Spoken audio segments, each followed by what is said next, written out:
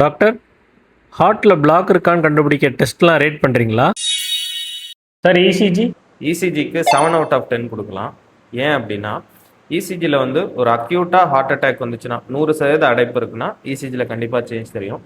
But சில சமயம் ஒரு 60லேருந்து 70% அடைப்பு இருக்கிறதெல்லாம் இசிஜி நார்மலாக இருக்கலாங்க. ஸோ அது நமக்கு அதில் கண்டுபிடிக்க முடியாது. Sir echo?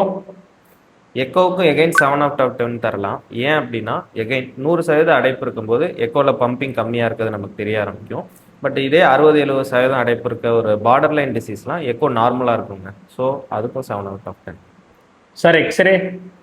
எக்ஸ்ரேக்கு 5 அவுட் ஆஃப் 10 தாங்க. ஏன்னா எக்ஸ்ரேல நம்ம கார்டியாக் பார்டர்ஸ் தான் பார்க்கலாம். அதாவது ஹார்ட் நார்மலாக இருக்கா பெருசாக இருக்கான்றது தெரியும்.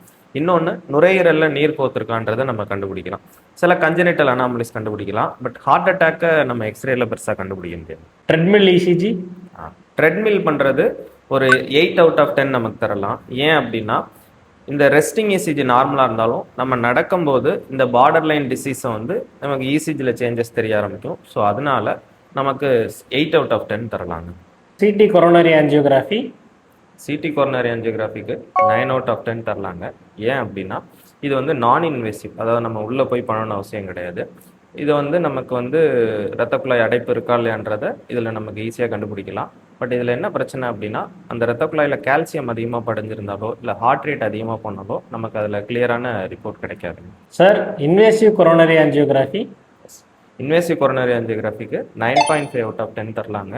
ஏன் அப்படின்னா இது வந்து நமக்கு இன்வேசிவ் தான். பட் ஸ்டில் இது டைரெக்டாக நம்ம ரத்த குழாயில் போய் வச்சு டை அடித்து அங்கே அடைப்பு இருக்கா இல்லையான்றதை நம்ம பார்க்குறோம். ஸோ தட் நம்ம கிளியர் கட்டாக சொல்லலாம் இருக்கா இல்லையான்றதை.